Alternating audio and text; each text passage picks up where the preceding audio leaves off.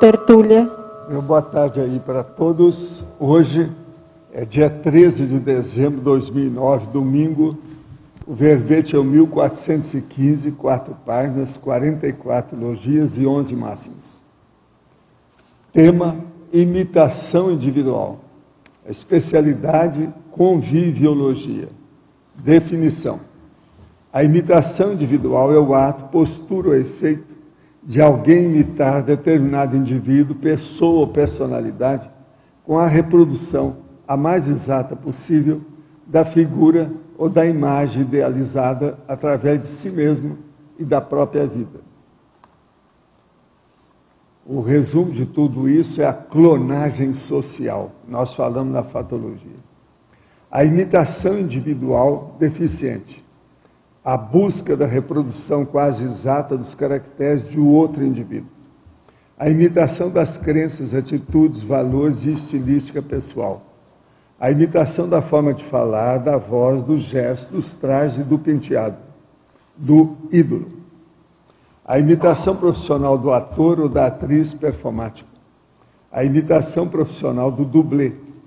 A contrafação, o artifício, o arremedo, o simulacro, a caricatura, a cópia, a réplica, a falsificação. A tentativa da clonagem social viva, fiel e perfeita de alguém, ou a macaqueação dos primatas ainda remanescentes na pessoa, que é a imitação. Agora, o sacerdote católico Francisco de Assis, ao procurar em toda a existência imitar o J. Cristo em tudo, o fato ocorrido antes da Segunda Guerra Mundial, do líder político brasileiro do movimento integralista fascista nazista Plínio Salgado, se identificar com o líder psicopata nazista Adolfo Hitler nas ideias, nos gestos, estilo, saudação e até na aparência usando o mesmo tipo de bigode. Os imitadores ridículos do cantor Elvis Presley, sem qualquer desconfiômetro. A admiração sem discordância, que é o contrário do binômio. Agora, nós temos aí, lá na remissiologia, eu falo de atrator, da basbaquice, da imitação evolutiva e da mimeticologia. A frase enfática: a condição da imitação individual em geral acaba sendo sempre cópia imperfeita, mal feita, mero arremedo, simulacro, pois nem os gêmeos univitelinos são de fato, a rigor, idênticos. Você já procurou imitar alguém? Descobriu, depois de determinada experiência, algum componente ridículo em tal atitude? Agora, se quiser aumentar aí o material, pode ser aumentado nas manias e nas culturas. Faltam só 3. O verbete já tem 11 máximos. Agora, pergunta. O senhor comentou diversas vezes sobre os efeitos negativos sobre o cérebro quando se utiliza a Ritalina. E sobre a sertralina, tem alguma informação semelhante? Não, eu ainda estou estudando isso aí, ainda não posso dar opinião. Me sinto incompetente para falar sobre a sertralina. A Ritalina não, isso eu já estudei, não dá. Treinando o EV no estado de vigília física, eu me pego acompanhando a movimentação das energias com os olhos, de forma que eu deixo os olhos parados, a movimentação energética fica lenta e fraca. Entretanto, só consigo instalar o EV quando estou no estado de hipnagogia. Relacionando isso, que você poderia dizer sobre os movimentos oculares e o EV? Olha, tira isso fora, joga fora, que isso é muleta. No EV não se deve usar muleta nenhuma, nem física, nem orgânica. Essa é uma muleta orgânica. Para com isso. E também com o processo das muletas físicas. Senão daqui a pouco você vai querer colocar incenso, cristal e alguma coisa assim. Isso tudo é bobagem. EV é um processo da vontade, é o maior poder que você tem. Na hora que você passa para outra coisa, ou arranja um artifício qualquer, isso aí você vai para o andaime, você vai para a muleta, a muletaria. E a sua vontade você já abdicou, jogou fora, pôs no lixo. Agora, logo depois da vontade, a coisa mais séria que a gente tem que observar é a intenção. De modo que não arranja novidade para o EV, não, que não adianta. Eu faço EV faz séculos, em vários corpos, e o negócio sempre deu certo. E outra coisa, eu já aprendi isso a fazer com gente muito mais evoluída há muito tempo. E isso existe desde que o homem é o homem, e em outros planetas sempre existiu. Que é a força da sua vontade dominando o instrumento do cosmos, que é a energia imanente. Isso é que é EV. Estado vibracional. A hora que você vibra, a hora que você está fazendo ele mexer, a energia. É a vontade sua atuando. Então, se nós colocamos um intermediário, você está pondo um médium no meio. Uma muleta. Está errado. Por isso que a gente fala que o EV, o ideal, você pode ajudar a pessoa a melhorar o ambiente que ela está, etc., para ela fazer o EV. Mas ela é que tem que fazer. Nem você, nem o assistente, nem o amparador, nem um assediador, nem ninguém. Outra pergunta, o que é pombal? Não sei bem. Esse não viu. Você não viu todas as tertulias? Como é que a gente fala com a pessoa? É o que ainda não chegou, não é isso? É o tertuliano que ainda não chegou, que ele faltou naquele dia, fez gazeta no dia que a gente falou, mas é que esse processo de pombal, eu já expliquei aqui mais de uma vez. Mas vamos lá, né? Vamos falar o que é. Pombal é a Comunex de onde o Zéfiro veio. Foi lá que eu estava, antes de ressomar. Eu trabalhei lá durante muito tempo. Lá não tem a mesma força, por exemplo, que hoje tem interlúdio. Não é o mesmo nível, não.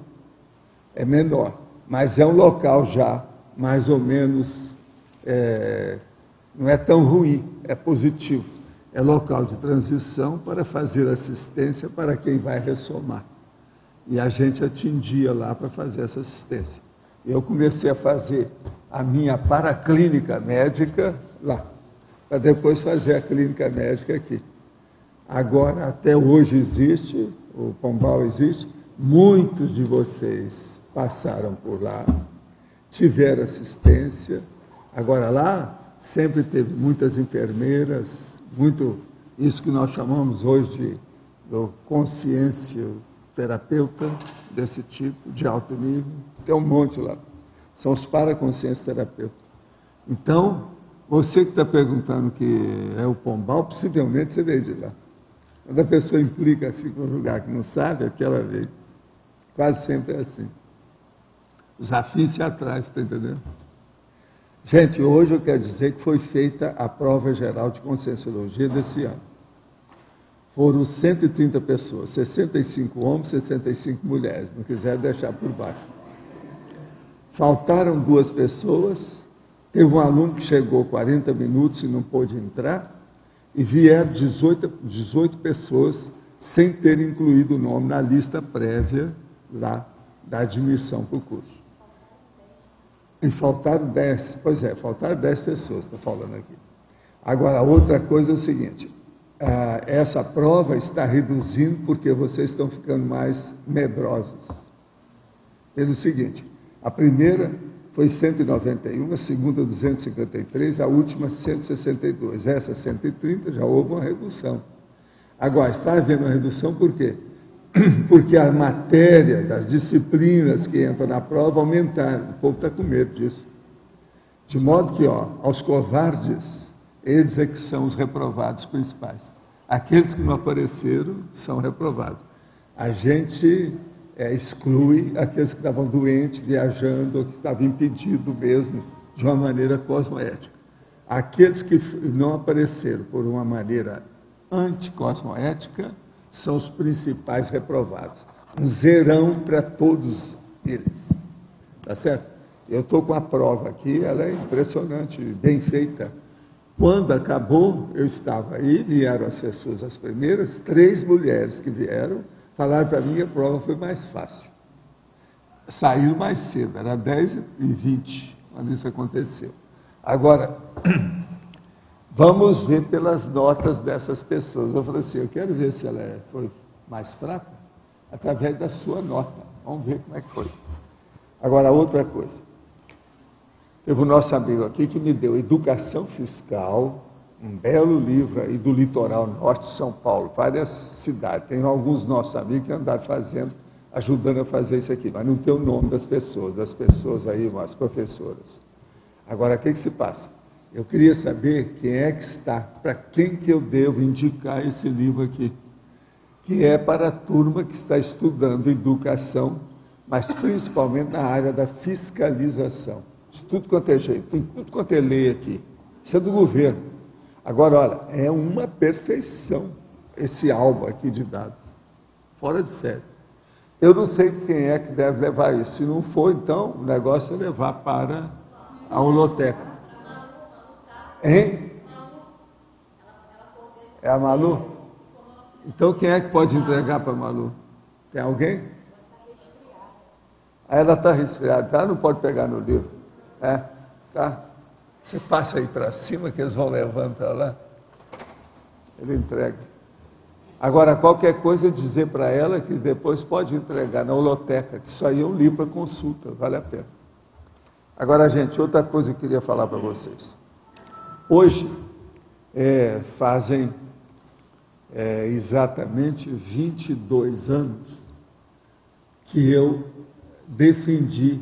comecei a defender, porque foi no dia 13 de dezembro e 14 de dezembro, e mais ou menos no dia 12 que eu fui para lá, que eu defendi 4 teses da Conscienciologia na Unicamp, e que apareceu gente em 23 cidades diferentes lá. E a gente, durante 2 dias, nós brigamos lá nos salões da Unicamp. E foi um show que nós demos. Agora, com aquilo, depois eles começaram até a fazer alguns eventos que deram o nome de espiritualidade, conceitos, não sei de que, de consciência, etc. E morreu por aí mesmo. Agora, isso fazem 22 anos, na Unicamp, lá em Campinas, a universidade. Foi no dia 13 de dezembro de 87. Portanto, faz 22 anos. Agora, outra coisa que eu queria dizer para vocês. Tem o nosso amigo, que mais um que chegou aqui e me falou essa semana, isso já uns 3 ou 4 já me falaram. Eu já tinha visto isso, eu vou até escrever a respeito, que é aquele negócio do dividir o DVD, esse do mês que eu falei aqui. No DVD do mês, aparecem as terturas, são 62 horas, que é o mês inteiro das terturas. Agora, então, o que se passa? Eu e vocês aparecemos nesse DVD. A gente aparece falando, aparece vivo, situação toda, se movimentando. Então, veja, isso é a cápsula do tempo que nós estamos precisando para o auto-revezamento. Isso aí supera o livro, devido ao processo pictográfico, o problema da ilustração. Porque você vai ver você na outra vida, vivo, falando, do jeito que você é, respondendo. Você está entendendo? O processo é o seguinte, se manifestando. Agora veja, esse é um dos motivos que eu acho que vocês devem comparecer mais nas questões, falar mais aqui, para ficar gravado lá, porque isso vai ajudar não só a mim, mas a vocês na cápsula do tempo da próxima vida, que é o auto-revezamento multiexistencial. Mais lógica do que isso, só a vovozinha de alguém aí que reclamar. Tá certo? Tem alguém que a vovozinha está reclamando? Gente, lógica é lógica. Uma outra coisa, vocês vão falar, até lá já mudou tudo, esse negócio ficou, né, no lixo da história. Mas ele já deve ter arranjado alguma coisa para remasterizar a situação, não é isso que eles fazem? Vão fazer as coisas para o aparelho ficar de acordo. Tem uma porção dos filmes antigos, até do cinema mudo, que eles remasterizaram, fizeram os negócios todos, tudo aí. Hoje tem até DVD desses filmes do cinema mudo, que tem mais de 100 anos. De modo que eu também estou provando para vocês que isso vai ficar. De modo que a minha enciclopédia está começando a ficar para escanteio. Está entendendo? Até um certo ponto, sim. Em matéria. E eu precisava de colocar ali, quando eu publicar, era o caso de publicar todos os verbetes. Você está entendendo? Mas isso vai ser difícil. Mas eu quero ver o que eu vou fazer. daqui a uns anos. Então, por exemplo, a gente publicar todos os verbetes que já tem e colocar junto da enciclopédia. O lugar que eu mandar a enciclopédia para as bibliotecas era o caso de mandar isso junto. Assim eu vou calçar vocês. Agora eu peço a vocês, aqueles que ainda não compareceram para falar qualquer bobagem aqui, fale uma bobagem, fale alguma besteira para aparecer. Entende? Agora, por aí você vai ver, porque assim a pessoa depois vai localizar. Não, eles querem saber quem é que é o Arlindário. Vamos ver como é que é esse negócio aqui. Né? Aí o Arlindo, na outra vida, atrás dele. Agora, isso tem lógica ou não tem? Vocês não acham que está tudo em cima do lance? Tem uma racionalidade danada o processo, tudo baseado em fatos e para fatos futuros. Queria contar uma coisa que aconteceu comigo, professor. Eu fiz uma pergunta na tertúlia, eu fui itinerar para outra cidade dar um curso. E a pergunta que eu fiz aqui fez o link com a pessoa que estava no curso e a pessoa veio falar comigo e conseguiu fazer um processo ali de esclarecimento com ela a partir da pergunta que eu mesmo fiz. Quer dizer, então, que foi um filhote dividendo da tertúlia. É impressionante, esse dividendo aparece. Agora me conta, o povo te conheceu lá, que você apareceu na tertúlia? Não, eles falaram, eu vi você lá falando. É o tal negócio. O povo que está fazendo itinerância está tudo assim agora, está sendo perseguido. Enfim, a nossa tertúlia é um BO. Vocês sabem o que é BO, não sabe? Sabe o que é BO, não sabe? Boletim de ocorrência da polícia. Vocês estão registrados no BO extrafísico. Vocês estão entendendo? Boletim de ocorrência.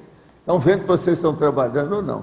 Agora, outra coisa séria. Eu vou fazer aí talvez um verbete e colocar o nome, que eu ainda não coloquei, eles estavam me falando, vai colocar o nome de Cápsula do Tempo. E explicar isso aí com calma. Agora, vamos ver. Isso aí com calma, que é dentro da autorrevezamentologia, que eu já escrevi alguma coisa nesse sentido, eu vou estudar. Agora, outra coisa que eu queria falar para vocês, muito sério, também é baseado mais ou menos nisso. Eu sou obrigado a falar agora, porque as coisas estão se acumulando, as coisas estão caminhando, vocês já estão entendendo, então é bom a gente falar. Eu já fiz um verbete muito sério sobre o problema da consciência pesquisadora. Presta atenção, não é consciência pesquisadora, a consciência extrafísica pesquisadora. Agora, esse meu verbete é específico de uma determinada consciência pesquisadora. Quem? O intermissivista, consciência intermissivista. Esse que tem vindo aqui. Pelo seguinte, eles são a consciência pesquisadora, o para-experimentador, ele é uma para-testemunha, ele é um para-pesquisador, ele é um para-tertuliano, ele é um para-enciclopedista. Vocês estão entendendo ou não? Ele também está ajudando a gente a fazer enciclopédia. Vocês não veem que de vez em quando tem uns que me acompanham, faz aí, entra em contato com a numeradora, essa coisa toda, eles também estão me ajudando. Agora, então nós podemos, nesse caso lá, eu dividi lá no verbete para falar de 3 consciências importantes, por exemplo, no nosso estudo aqui. A consciência amparadora, consciência assediadora e a consciência experimentadora ou pesquisadora, que estão de acordo em cima da gente. Hein? Assediadora. Agora veja, essa pesquisadora está entre o amparador e o assediador. Vocês estão entendendo? Porque ele não fede nem cheira, pelo contrário, a tendência dele é de ajudar cada vez mais. Mas ele, por exemplo, começa a pesquisar, descobre o povo que está aqui, como é que está aqui, sabe como é que é? Vê que o Renato apareceu, que está aqui, que saiu lá da Argentina, veio para cá, e que está com a família, que não sei o quê, que o filho dele aconteceu isso, que aconteceu aquilo.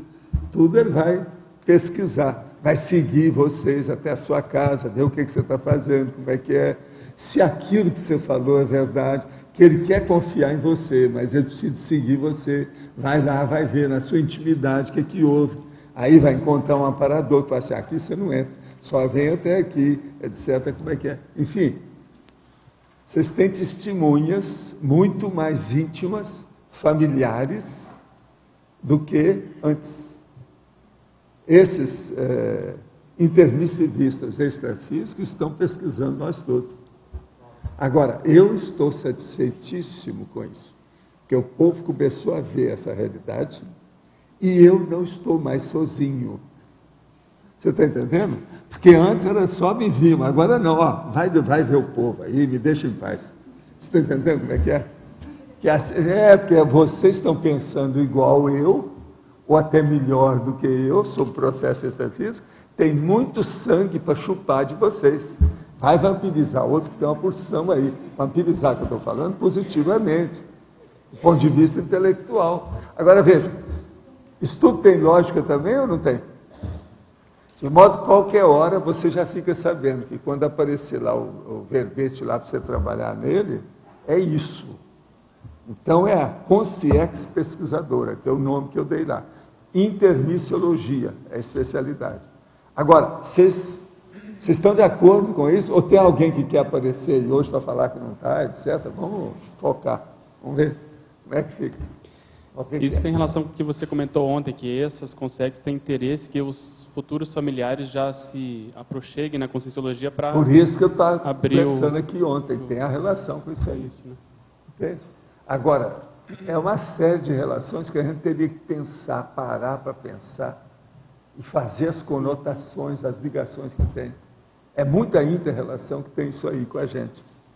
Pelo seguinte, quando a pessoa se afiniza com a outra aqui, ela às vezes não conseguiu identificar quem é você. Ela começa a andar, daí a pouco, foi o fulano que eu vivi faz 600 anos, lá na África. Vai ser um auê. Porque, gente, ninguém encontra com a outra pessoa a primeira vez por aqui. Os nossos grupos evolutivos, cada grupo, são milhões de consciências. Então, vai ser muito difícil a pessoa ter uma outra, que ela encontre uma outra personalidade, que seja a primeira vez. De modo que vocês estão agora com testemunhas qualificadas, que são os intermissivistas. Como vocês são intermissivistas, vocês são um exemplo vivo que eu estou dizendo, material, animal. Exemplo animal de intermissivista. E é isso que eles querem, para ver. Agora veja, chega lá um intermissivista que gosta, por exemplo, igual o Igor, dos processos de informática. Ele vai seguir o Ivo. Você está entendendo? Você vai ter um lá de fora, lá de... Né? O urubu servando tudo que você está fazendo. Não, eu gosto muito disso. Então ele segue o Ivo, vai ver o que é que o Ivo está fazendo, ele vai chegar aí e vai tentar reproduzir aquilo tudo, que é o problema da imitação que nós temos hoje, ó, que é a imitação individual. Agora, vocês estão entendendo? Isso que eu estou falando tem relação com a imitação individual. Mas está claro isso? Pode falar.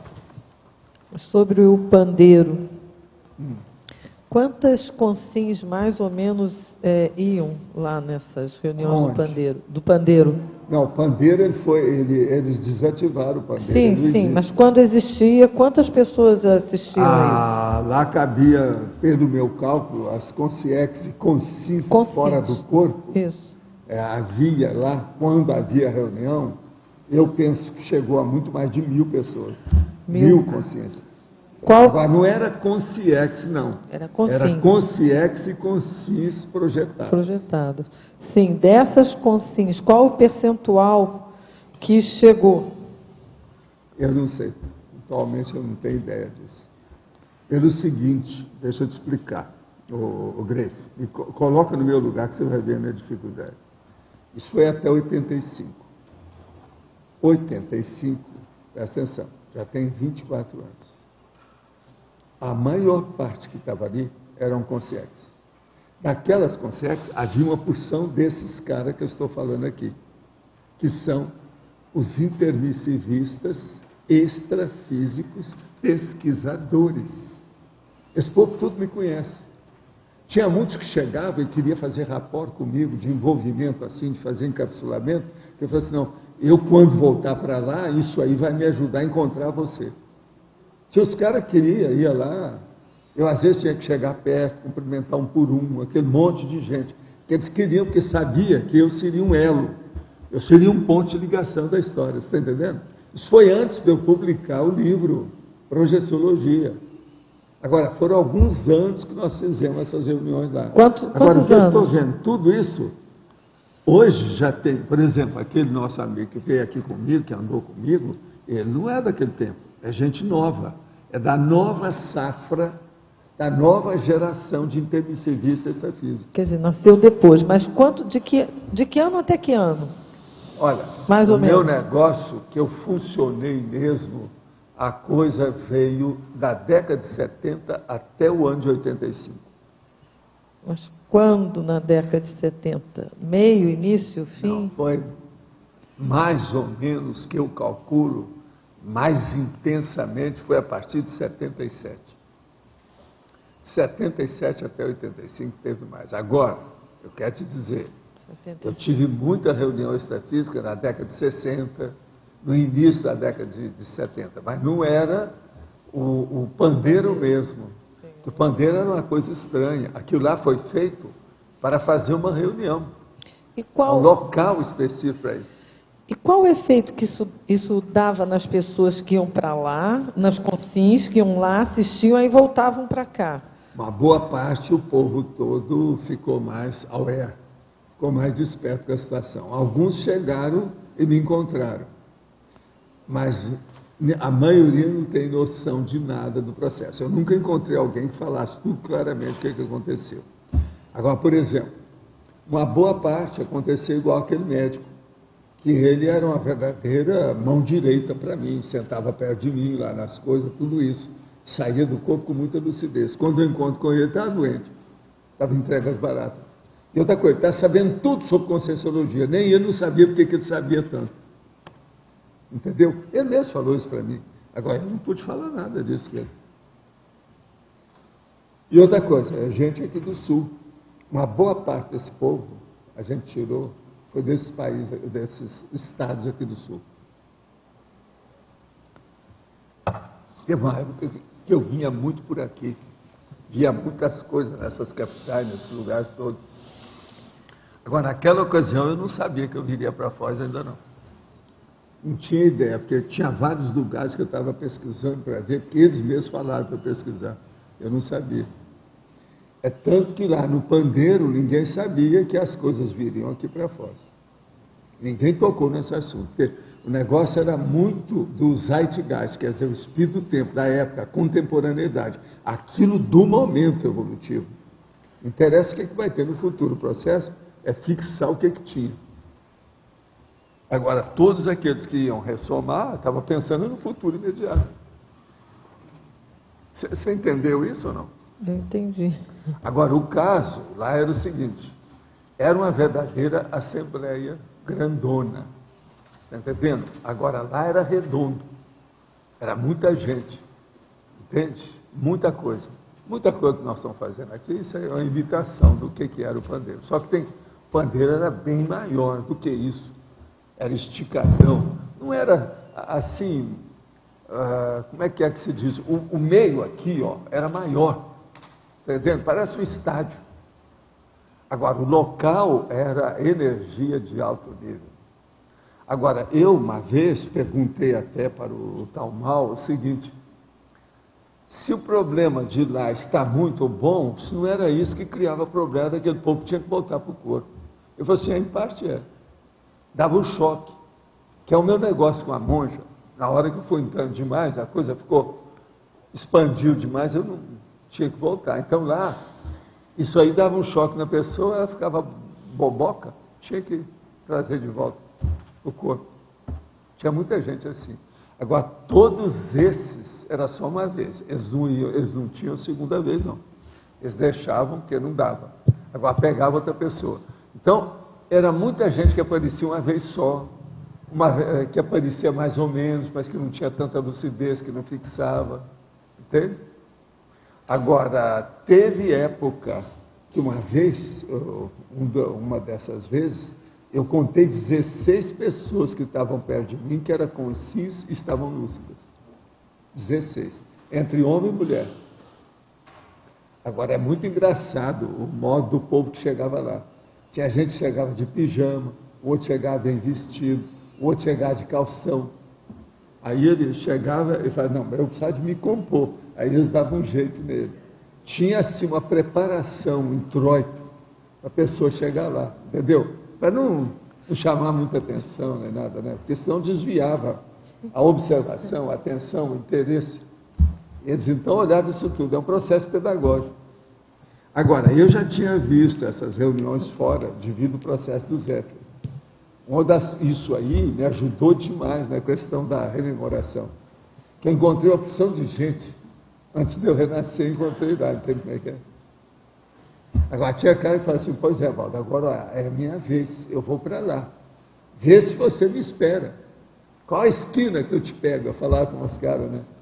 Qual a esquina que eu te recebo? Hora tal, ano tal, tal. É igual o Law and Order, não. Rua tal, tal, número tal. O negócio é lá. Ver aonde que era. Agora, o que eu vejo impressionante nisso tudo é o seguinte, está tudo acontecendo do jeito que foi feito. Essas coisas estão tudo aí. Então, a vida, a realidade do cosmos, é o palco e os bastidores. Agora, a hora que nós estamos casando essas coisas, o negócio às vezes fica perturbador. Faz pensar demais. Valdo, um dos efeitos da participação de consciências projetadas no pandeiro poderia ser fenômenos, a vivência de fenômenos parapsíquicos no intrafísico? Não, nada disso, não. O conceito de levar a pessoa fora do corpo é para organizá-la, para tranquilizá-la, para harmonizá-la, para equilibrá-la naquilo que pudesse. Entende? Aquilo era vamos dizer assim, um epílogo ou um pós-fácil do curso intermissivo que a pessoa fez. Para dar um esbregue nela final, para ela lembrar o que era. Muitos chegavam lá e falavam assim, ó, eu tenho que encontrar você lá embaixo. Falar desse jeito para mim. Entendeu? Agora, alguns me encontraram, outros devem estar procurando até agora. O negócio era arranjar um GPS, né, para esse povo. Então, para GPS dá. Você também saía por aí procurando, não, quer dizer, no dia a dia, assim, andando, né? Alguns nós fomos atrás. Agora, eu seguia isso quando o tal mal, o enumerador ou o transmentor falava as coisas. E outra coisa também, eu quase sempre ia atrás da ligação de alguém que eu conheço, que eu já conhecia. Então, você ia puxando o fio da meada. Não, esse aqui vai levar para aquilo lá. Então, eu ia, às vezes, era um amigo, um parente, uma coisa, eu sabia. Às vezes, eu não ia atrás, era na conversa. Assim, vem cá, você não tem um tio lá, um cara, sim? Fala com ele que eu queria falar com ele. Aí o cara vinha e falou assim, mas Valdo, parece que eu te conheço há muito tempo. Então, você vê direitinho aquela coisa sombria na cara da pessoa, né? A memória que está falhando, você está entendendo aquilo que ela não viu? E às vezes o cara esteve com a gente, mais do que aquele outro que já tinha descoberto o Instituto. Entendeu? Mas ele que esteve fora, não lembrava de nada. Então o processo mnemônico é muito grave e complexo, difícil. Você já comentou que o EM participou do pandeiro, vocês demonstraram. Ele participou, como é que foi para ele ver a situação toda, uma outra coisa. Ele não dava nada. Mas era só de olho, ele estava lá como observador. Entendi, mas para o povo também entender... Nós tivemos uma opção de gente observadora que não tinha diretamente nada com a gente. Mas é gente que ia ressomar, que ia acabar fazendo o mesmo curso intermissivo, que era importante. Entendi. Tinha uns noviços, sabe, uns jejum. Tá. Mas a condição... Agora, tinha uma turma separada desse jeito. Outra coisa, todos esses tinham amparador tomando conta. Tá. Todo mundo que estava lá não ia sozinho. Mas a condição da pré-mãe foi exposta lá, ou foi discutida, ou de alguma forma... Não, alguma coisa, mas o problema é que isso não interessava tanto. Não era o prioritário. Os assuntos, gente, são muito mais graves. Em matéria, por exemplo, de PROEX, da pessoa, o problema pessoal, lembre-se disso, o problema pessoal lá era o essencial.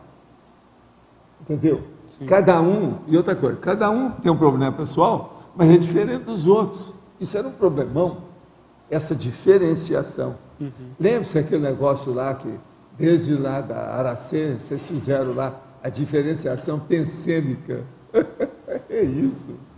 Laboratório da diferenciação pensêmica.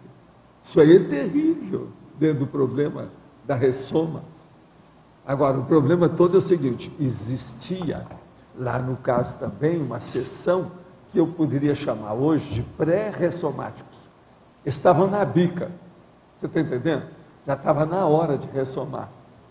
Eles iam para ver as coisas. Agora, então, você veja, os últimos que eu vi desse jeito foram em 85. Esse povo todo já era para ter aparecido aqui, alguns merecem aparecer mesmo, eu já sintonizei aí, vi. Mas tem outros que tem que aparecer. Agora, veja, é a Sindex. Se eles forem aparecer agora, é da Sindex. Então, esse povo de 85, 84, 83, 82. Agora, vocês vejam, nessa época, eu já tinha o Centro da Consciência Contínua. Eu fazia as reuniões lá em casa. Tinha dia que eu saía de uma reunião de quarta-feira, que era mais séria, que às vezes tinha 20, 25 pessoas só, e ia deitar. Eu deitava, daqui a pouco nós tínhamos uma reunião fora do corpo. Agora, tinha gente que vinha para essa reunião que eu tinha da quarta-feira e depois aparecia lá. Então, ele me seguia o tempo todo, as coisas todas que a gente estava fazendo. Como acontece aqui hoje. Eu, às vezes, encontro com esses caras que vêm aqui, que são intermissivistas extrafísicos hoje, depois que eu saio daqui. Você está entendendo? A gente encontra aqui e encontra lá. Professor Valdo. O impacto dessas reuniões no pandeiro para as gerações de inversores? E outra pergunta é, qual o impacto dessas reuniões no pandeiro naquele percentual de intermissivistas que acessaram a Conscienciologia, que estão aqui trabalhando? O que eu vejo é o seguinte, esses veteranos, eles foram pegos da primeira hora, são marinheiros da primeira hora, quer dizer, intermissivistas da primeira hora, que é muitos de vocês, os veteranos, essa coisa toda, que vocês estavam mais predispostos. Alguns dessas outras gerações estavam menos predispostos, tiveram que ser mais trabalhados. Muitos disso aí que nós fizemos, tinha alguns de vocês, mas tinha muitos que ainda tinha que ficar lá uma temporada. Não era daquela sessão que ia ressomar. Entende como é que é? Agora, isso tudo ajudou demais a, vamos dizer, dar uma cosmovisão para esse povo todo. Isso ajudava muito. Lá eles formalizavam determinados casos específicos que mexia e pegava as pessoas daquele caso específico e levava para lá. Então a pessoa viu o caso dela retratado direitinho. É como se fosse, ao vivo, a parapsicoteca, mas específica, entende? Especializada. Então, por exemplo, havia reuniões muito assim, que a pauta era muito diferente das outras. Era bem específica daquilo que precisava. Agora, é uma loucura aquilo tudo. Entende? Por exemplo, eu olhando lá, lembrando assim, um dia desse aí que nós estávamos falando aqui sobre a Praça dos 500, eu estava pensando, a Praça dos 500, com tudo isso que nós vamos fazer, é muita caricatura, é muito pequenininho em relação com aquilo que era o pandeiro. Está entendendo como é que é? A coisa lá é muito, a expressão é muito maior. E, no entanto, as coisas eram muito mais individualizadas. Aqui é o contrário. Ela é coletiva. Você está entendendo? Há um paradoxo nisso. Eu fiquei pensando nisso mais de hora. Estabelecendo assim uma coisa com a outra, pensando no assunto. É terrível o problema do espaço-tempo. É isso? Professor Valdo, aqui no ar. Sim. Existia assim, mais de uma atividade concomitante no pandeiro, ou quando se realizava uma atividade com foco em uma determinada pessoa, com foco em determinado assunto, todos participavam? O pandeiro foi feito só para auxiliar o problema do curso intermissivo. Certo. E aquilo visava também o auxílio para o meu trabalho junto com a turma que está trabalhando comigo. Então, sob certo aspecto, aquilo foi feito em função do transmentor.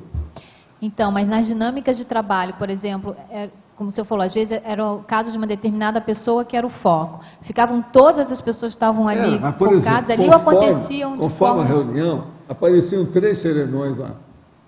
Eles é que dominavam tudo. Você está entendendo? E eles já falavam tudo em cima do lance.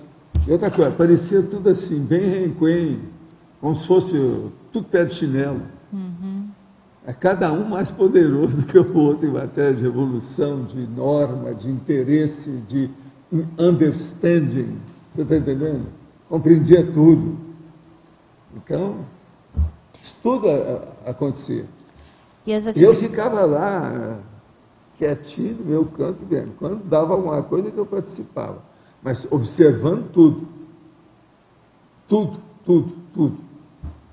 Tinha dia que chegava o tal mal e falava assim, olha, hoje eu acho que você precisa de um reforço. Então ele chegava e mexia comigo. Mas ele já falava assim, não ia ficar de mim. É porque o que ia acontecer? Eles já previam tudo. Entendeu? Aí eu ficava mais atilado, vendo as coisas todas, recuperava mais cons naquele momento, sabendo tudo o que é que ia acontecer. Agora eu procurava gravar certas coisas. Muitos dos temas que hoje eu tenho, que eu chegava, tudo isso foi por causa das minhas anotações, que eu vinha de lá e anotava as coisas para o futuro. E tinha alguma certa coincidência entre as pessoas que estavam lá e as pessoas do Pombal, que você já disse que estavam junto com você? Não, o meu povo do Pombal, a maioria a gente assistiu depois que eu saí de lá. Mas é que uma boa parte já tinha ressomado. Tá. Mas a minha equipe mesmo já tinha vindo tudo. Mas eles não estavam lá nem como consciência projetados? Não, alguns estavam. Alguns estavam. Agora, vocês vejam bem, isso foram o meu período daquilo que eu falei, das gerações, entendeu como é que é? Era o período de enriquecimento da situação para preencher um vácuo. Um período que estava vago. A coisa era essa. Valdo, eu gostaria de saber se uma experiência minha tem a ver com esse movimento. Em outubro de 85, me deu uma vontade muito forte de ir para Uberaba para achar minha turma. Eu ia passar um final de semana lá, bater de casa em casa, alguma coisa assim. Aí veio a ideia, não faça isso porque a pessoa está no Rio de Janeiro. E aí eu desanimei, aí eu fiquei mais quieta e parei com isso, né? De parar, de querer encontrar o povo, né? Isso foi em outubro de 85. Ser, né? Pode ser que você entrou na onda, ou alguém tal mal pode ter te ajudado. O tal mal é que andou melhorando seu caso lá, aquelas coisas assim. O tal mal, né? E ele funcionou demais nessa questão aí do pandeiro. Pode ser. Professor, não tem sua razão. Qual a média de um... Professor, onde é que é? Qual a média do tempo de um curso intermissivo? A média não tem. É a média da necessidade do estudante, ou da estudante. Não tem um tempo definido. Manda, não. Tem muita gente que fez isso, às vezes, aí, em 5 anos, e observando todos. Outros estão lá já faz 50. Até hoje. Porque tem aquilo que na medicina a gente chama de residência. A pessoa vai ter que fazer uma coisa, você está muito fraco nisso aqui, tem que dar um jeito nisso, vai trabalhar. E extrafisicamente é uma bênção, né? Porque às vezes dá certo, melhora muito certas coisas, então a pessoa vai ficando. Tem gente do curso intermissivo que eu vi que não ressomou ainda não. Acho para mim ainda está aí, porque de vez em quando eu encontro com um ou outro, e falo assim, vem cá, mas você não era. Não, eu estou estudando, mas ainda tem umas coisas. Então. Agora, muitos desses, ele está lá por um processo mais patológico dele, não é uma coisa que ele merece. Não é um problema de prolongamento extrafísico da intermissão de uma maneira tão positiva, não. A boa parte é negativa, é porque ele está precisando mesmo. Professor, a questão da energia. No extrafísico, a gente não identifica e não encontra uma pessoa mais fácil através da energia? Não, você encontra através da evocação. Você pensa, você acha a pessoa. Quando você tem força, né? Tem que ter hiperpercussiência. Ter muita lucidez. Mas, no caso, a evocação não é a própria energia que vai... A evocação é o seu pensamento, é o paracérebro ao paracérebro, você vai direto. Mas vai a energia? É energia, tudo é energia. O cosmos é o seguinte, tem 2 realidades, é você e energia. Tudo isso aqui é energia, isso tudo é bobagem, ó, tudo é ilusão. Não, porque o senhor colocou que era difícil, algumas pessoas Agora, uma pessoa que não tem força para nada, que está só nas coisas dela, ela não pesca ninguém. Ela quer encontrar até cachorro, ela não vai achar ninguém. Agora, uma pessoa que tem lucidez, que sabe manejar, você está entendendo? A movimentação do cosmos, da energia, evoca e vem ela mais acha fácil. na hora, tudo é instantâneo. Não, porque o senhor colocou que tinha pessoas que era difícil encontrar. É muito difícil. E a gente, às vezes, você não encontra, e nem é bom mexer. E se a pessoa Quando não você quiser... vê que aquilo está vedado, é melhor deixar para lá. E se a outra pessoa não quiser, não é encontrada. Pois é, agora, todo mundo que está procurando demais, que é buscador borboleta, é porque é fraco. É um processo patológico. Quem quer, acha. Que aquilo que você procura, você acha. Então, a pessoa que tem muita lucidez, ela tem tudo. Ela tem menos pergunta para fazer. E as perguntas, quando ela faz, são tudo piores, são tudo maiores. Né? Cada uma desse tamanho. Entendeu? Para responder, são mais difíceis. Agora, a maioria é medíocre. Há uma mediocridade danada, né? Por isso que a sociedade intrafísica é patológica. A maioria não tem. Você veja o processo de energia, você mexe com energia aí, um monte de gente casca grossa. Se nós sairmos por aqui, passar nesses bares que tem aí, restaurantes, 9 entre 10 pessoas não vão saber nada sobre energia. Uma pessoa que você encontrar na rua, a maioria dela não sabe nada disso. E, pelo contrário, ela vai ficar até assustada que você falar uma coisa dessa, vão achar que você é doido, vão chamar a polícia. Isso é a realidade nossa, é o mundo. Então, o que tem por aí para trabalhar, não sabe o gibi, né? É muito serviço que tem para ser feito. Vamos arregaçar as mangas, é o jeito. Então, você é discriminado com relação a essa questão, de você ter esse conhecimento. Como chegar perto dessas pessoas que o discriminam e colocar a situação para ela? Olha, você só deve fazer quando tem algum interesse para todo mundo. Que às vezes só para ela não vale a pena. Deixar que ela descubra e conheça aos poucos. Isso é que é estupro evolutivo, a gente não pode forçar. Deixar a coisa acontecer. Se o serenão não força, eu que sou pré-serenão, não sou besta a esse ponto, também não vou forçar. Deixa para lá. Outra coisa, a gente deve ajudar quem permite a ajuda. Quem faz a caridade de permitir que a gente ajude. Porque quando você ajuda, você é o primeiro a ser assistido. E a gente tem que procurar esse pouco para entender a gente desse jeito, porque tem gente que não quer ser assistido. Ontem mesmo eu encontrei com uma moça, que tem problema aí conosco, e falei com ela, não me procure mais, você está perdendo tempo comigo. Eu não posso te fazer mais nada. Você não atende nada que eu te falo, você está totalmente perturbado, você tem uma megalomania, falei tudo. Seu caso é psiquiátrico, você não admite isso.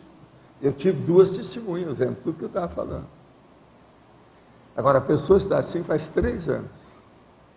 Então, veja, chega num certo ponto, o homem se perturba por causa da idade, a mulher se perturba por causa da menopausa, começa a dar uma crise, a cabeça não funciona mais do jeito que era. A personalidade virou, é outro bicho. A gente tem que entender isso. Agora, vem as pessoas de fora para cá, de outro lugar. E a gente quer ajudar. E elas não querem ser ajudadas. Aqui não tem mais ambiente para elas. Nós não temos ainda hospital psiquiátrico aqui para pôr esse povo. Como é que fica? A gente então pede, ó, vai lá, fica com seu irmão, com a sua irmã, com a sua família, faz isso. As pessoas doentes mental não admitem que está com doença. Todo mundo aponta para a pessoa e mostra. Ela está contra o mundo inteiro. Não, eu que estou certo, vocês todos estão errados. Isso é o doente mental. Então você veja, é um processo de assistência que é o limite. Num limite desse, você não deve insistir mais, é deixar para lá. A pessoa tem que tomar conta dela e ver. Assim são os amparadores.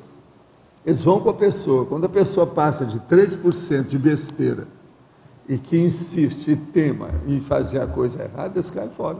O que vai fazer? Ontem eu falei claramente para a pessoa, cair fora, como se fosse um amparador, que estou me retirando, porque não dá. situação não dá mais. Se eu ficar aqui agora, eu vou me acompliciar, perder tempo com você, e você comigo. Eu não sirvo mais para você, eu não dei conta. Estou fracassado com você. O erro é meu, antes de tudo também, que eu não dei conta. Mas é que não dá, né? Se a pessoa está sozinha, você não vai forçar a barra, você não vai às vias, de fato. Você não vai pôr a camisa de força da pessoa, fazer. O que é isso? Isso não é o meu. Isso não é a minha função na história. Agora é terrível. Os dois ali viram, eu conversando com a pessoa. 3 anos eu tentei. Aqui, só em Foz, já houve até agora, mais ou menos 1 dúzia de pessoas assim, homens e mulheres. Essas coisas ocorrem, não tem saída. Outra coisa, a maioria desse povo tem curso intermissivo. Sai dessa. Durma com um barulho desse. Uma boa parte desse povo tem muito boa intelectualidade, são pessoas muito assim, até poliglota, mas não adianta. Então a natureza humana é complexa e a gente tem que entender essa complexidade de uma maneira fraterna, mas nós não podemos ser comparsa da coisa errada. Se a gente for seguir uma personalidade dessa psicopática, o que acontece? Você vai ser psicopata igual aos outros. Você está no mesmo nível. Você vai para a sarjeta, da loucura, da patologia, da nosografia. Isso é loucura. Então, você está entendendo como é que é? As pessoas têm de tudo. O supermercado tem todos os itens diferentes aqui. Entende? A demografia, a parademografia tem personalidade de todos os gabaritos. É incrível isso. Paulo, você comentou que o trabalho lá no Pandeiro se encerrou por volta de 85, né? Foi. Isso tem a ver com o lançamento do Projeciologia também, não tem? Foi porque você lançou no ano seguinte. Eles falaram para mim assim, agora você pode lançar o livro. Agora, eu lancei o livro em 86, no dia 31 de janeiro. E outra coisa, as reuniões eu fiz até mais ou menos, foi na metade do ano de 85, eu fiz com eles. Depois eles desativaram, mas eu ainda estive, antes de desativar, eu estive lá. Estava tudo fechado. Depois eu fui, já tinha desaparecido. Eles tinham feito a reurbanização do ambiente. Aquilo desapareceu, não tinha mais nada. Agora, quando eu fui lá e olhei para dentro, não tinha ninguém. Lá era como se fosse assim, uma cristaleira, um negócio enorme, redondão, parecia mesmo um pandeirão grande. E você tinha lugar que você olhava e via o que é que tinha lá dentro. Aquilo tudo foi eles que construíram, né? Os engenheiros deles lá. Mas você poderia falar um pouco mais dessas implicações? Quer dizer, o trabalho lá, quando você lança o livro aqui, se desfaz lá. O caso é o seguinte, 2 anos depois do Instituto. Estava preso ao meu processo. Lá pelas tantas diziam assim, agora não dá mais. O que a gente podia fazer para te ajudar, nós fizemos. Você agora pode lançar o livro. Agora, eu ainda estava na revisão do livro. Eu trabalhei 10 meses. Entendeu? Foi isso, aí depois você lançou. Né? Mas agora, aí eles começaram a imprimir. Foi aí eu fui lá ver a impressão. O meu livro foi impresso lá, os 5.000 exemplares, junto com 50.000 do dicionário do Aurélio. Encadernado também junto. Eu vi isso tudo lá. Na a encadernação foi junto. Berkowitz? Foi no Berkowitz. Então eu fui acompanhar essas coisas, ver como é que estava e tal. Agora, eu vi também como é que eram os caras lá mexendo no processamento, tinha umas máquinas de processamento, eles pegando e digitando, tinha 5 caras que trabalharam nisso lá comigo. E eu segui isso lá. Era o Diniz que tomava conta desse processamento, para passar o livro do jeito que eles queriam. Né? Então, para entender, quer dizer, esse trabalho também te auxiliava ali diretamente. Isso para o pessoal que chegaria depois, então, para recepcionar. Agora, as coisas foram acontecendo, foi aí que aconteceu o negócio do incêndio. A hora que eu vi que o incêndio que aquilo lá ia ser debelado, que não ia pegar os originais, eu fui para casa e telefonei para a Pia.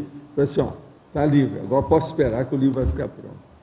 Aí foi só esperar, daí a pouco eu fui para São Paulo, levei um monte de livro, você lembra, né? Distribuí tudo lá, comecei a distribuir para todo mundo que aparecia lá. Só lá de cara foi um monte de livro. Para São Paulo, acho que eu levei mais de 100 de cara, né? Foi um monte. Pois é, não. É uma opção que a gente entregava e outros que a gente mandou para as instituições. Né? Na verdade, foram feitos 5.200 livros. Mas eu só coloquei 5.000 porque 200 eram os livros que estavam mal encadernados. Eu mesmo queimei esses livros. A gente queimou tudo, porque senão ia criar problema. Eu queimei Itacoatiara. Eu lembro uma vez, só eu, junto com meu filho lá, parece que eu queimei 72. Estavam tudo estragados. A impressão foi mal feita. Então a gente tinha que olhar um por um para ver como é que era. Agora era a encadernação. Final é que dava mais erro. Às vezes faltava um caderno inteiro, um pedaço, estava encaixado errado. Eu falei assim, não vamos dar jeito. Muita gente queria aproveitar aquilo. Não, mas vamos aproveitar a bibliografia. Eu falei, não, nada disso. Porque aí eu já ia dar um livro aleijado para o povo, um pedaço. Não, eu te dou uma perna, te dou um nariz. Isso não se faz, né? Você dá o cadáver inteiro, ou dá a pessoa viva. Como é que é? Não pode ser assim. Aquilo antigamente, nessa época, era feito manualmente, né? Hoje é tudo, a tecnologia já permite ver o caderno e ele já identifica se está faltando ou não. Erro mais. Mas lá na ocasião a gente sabia que tinha, por isso que eles fizeram. Eu já tinha feito o cálculo, porque, você sabe, eu já tinha 26, 27 livros publicados naquela ocasião. Já entendia bem desse negócio de impressão, editoração e já... Waldo, quantos livros você levou para Buenos Aires quando apresentou a Projeciologia lá na Feira o livro? Como é que é? Quantos livros de Projeciologia você levou para lá na Feira de Buenos Aires quando apresentou a Projeciologia? Quantos livros? Livros. Ah, não sei. Mas você entregou era muito. Era uma porção também. Eu peguei o último. Pois é. Não, eu dei para todo mundo, porque eu tinha uma listagem do povo que eu fiz antes, tudo quanto é lado. A gente distribuiu. E outra coisa, depois eu comecei a receber o povo que lia e que mandava as críticas. E eu dava um exemplar novo. Eu conservei comigo. E depois tem uma turma lá dos americanos que pediu para guardar alguns exemplares, uma centena de exemplares. Foi esse que alguns sobraram, que ainda tem até hoje. Que eles me pediram, falaram assim, não, é bom você conservar alguns com você. Você fala que acabou a edição. Porque isso mais tarde, pode ser que você vai precisar disso. Eles é que me alertaram lá. É gente americana que falou isso para mim. Eu mandei para eles também um monte, tudo em português. Porque tinha muita gente que lia. Inclusive tem a opção de português dos próprios Estados Unidos, lá na área de New Jersey, por exemplo. Lá eu mandei um monte. Agora, Waldo, essa questão sua também de atuação lá no pandeiro tem a ver com o conceito do atrator ressomático, né? Até certo ponto você estava reforçando isso também lá, né? Com as pessoas. E eles estavam fazendo isso. Isso aí foi uma de mão que me deram, né? Então. Agora, eu uma vez falei com o enumerador, falei assim, esse povo acho que está com dó de mim, né? Por isso está fazendo isso. Quer dizer que o meu negócio vai ser brabo, hein? Disse, não é nada não. Você aguenta isso aí, bobagem. Isso aí eles estão tentando mesmo ajudar. Isso é o enumerador. Eu falei, eles devem estar com pena de mim, porque deve ter alguma rebordosa, brava aí em cima de mim. Não, calma, não é tanto assim, não. Waldo, aqui eu na não B. posso reclamar, realmente eu tinha razão.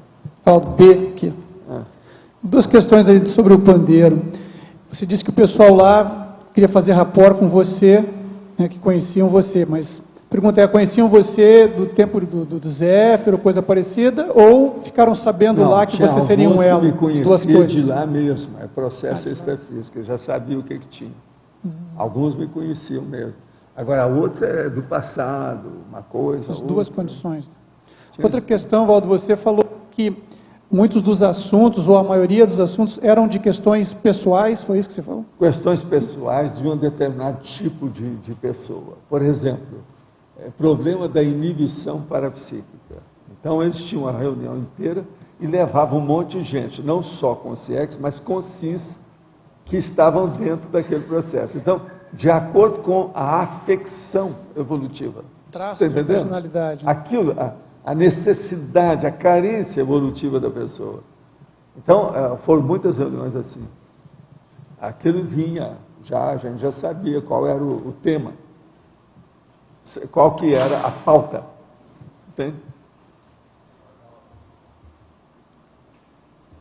Não era uma Comunex, né? Não era uma estrutura de Comunex. Era um local de encontro. De encontro.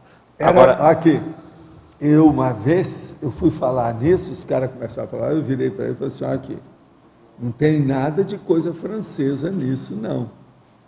Você sabe como é que é aquele nome francês? Como é que chama? Rendezvous. Não é nada de rendezvous, presta atenção. Isso eu falei lá no Rio. Então, logo que eu toquei nesse assunto, alguém falou, não, isso aí era um rendezvous, essa pessoa.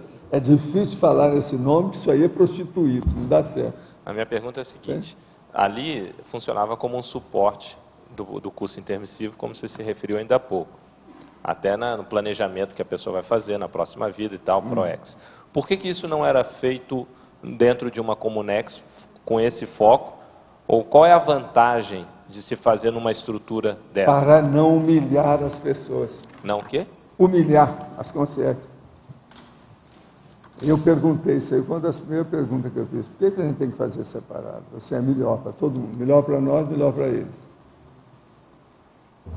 Você já pensou, se for fazer uma coisa dessa numa favela aqui, como é que fica?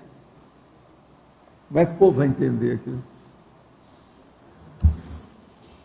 Agora, por exemplo, tem local desse que era mais ou menos daquele estilo, do nível, mas as necessidades eram diferentes. A hora que a pessoa ia ver um negócio lá, que mexia com ela, como é que fica? É muito chato. Foi por isso que eles andaram selecionando mesmo as carências do povo. Tinha gente que ia numa reunião, não ia noutra. Mesmo consegue. Você está entendendo? Agora, tudo tem que classificar, a vida é assim, né? Não tem jeito. Isso é aquele caso que é, como diz em Minas Gerais, delicadilhinho. Quer dizer, é mais do que delicadíssimo, é o delicadilhinho. Entendeu? É a linha da delicadeza, delicadíssima, sofisticadíssima. Agora, existem condições dessas, o delicadilhinho. Quer dizer, você tem que respeitar a sensibilidade das pessoas, que aquilo que eu estava falando aqui outro dia, de sensibilidade, é justamente isso. Outra coisa, essa sensibilidade, o delicadilhinho, é aquela pessoa, por exemplo, que o rapaz encontra a moça e ele trabalha lá num determinado escritório. Nos filmes americanos tem muito disso, mas o brasileiro não entende essas cenas dos filmes americanos. Então, na hora que ele está com a moça está lá, chega com ele no escritório, aí vem uma pessoa da diretoria e chama o rapaz.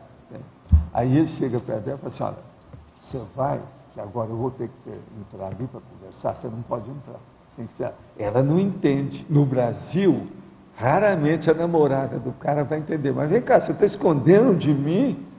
Às vezes é uma coisa que ela não pode saber, porque vai envolvê-la num processo de segredo empresarial que ela vai criar um problema para ela. Agora, a mulher não entende isso. Se ela está lá apaixonada e ela acha que ela tem que ser a atenção do cosmos todo em cima dela, vindo do rapaz, ela não entende isso. Agora, os americanos são muito comum isso. Assim, ó, vocês estão me chamando? E outra coisa também, ele está aí conversando com a moça. Aí, alguém chama no celular. Não, espera, você me espera ali que eu tenho que atender o celular. Ele vai lá, fecha a porta e vai atender o celular sozinho. No Brasil, o mulherinho ainda não entende isso. Vocês estão entendendo? Esse aqui é o delicadilhinho. Eu estou dando um exemplo. Eu vi um monte de casos. Teve casos que a mulher queria deixar o homem de qualquer maneira, por causa disso, falou assim, ó, que besteira. Se você ficar sabendo, tem casos até de polícia no meio disso, não é bom você se envolver. Você vai virar arquivo. Amanhã eles vão procurar matar o arquivo, você vai entrar nessa, presta atenção. O negócio é muito sério. Agora, principalmente, as jovens do Brasil têm muita dificuldade de entender isso. Eu sei porque eu vi isso com vários amigos meus, tive que entrar na história para... Agora, os filmes americanos, em matéria de telefone, de empresa, isso tudo acontece. Eles fecham a porta, mandam a pessoa embora, faz um troço. Espera aí que eu tenho, isso aqui você não pode entrar. Outra coisa, às vezes não é bem telefonar só isso não. A pessoa é chamada na diretoria. Ele está com a moça assim, o jeito é você esperar, que lá você não pode entrar. E a diretoria só tinha outras mulheres lá dentro. Ela viu na hora que entrou. Piora mais ainda. Você está entendendo como é que é? Umas bobagens.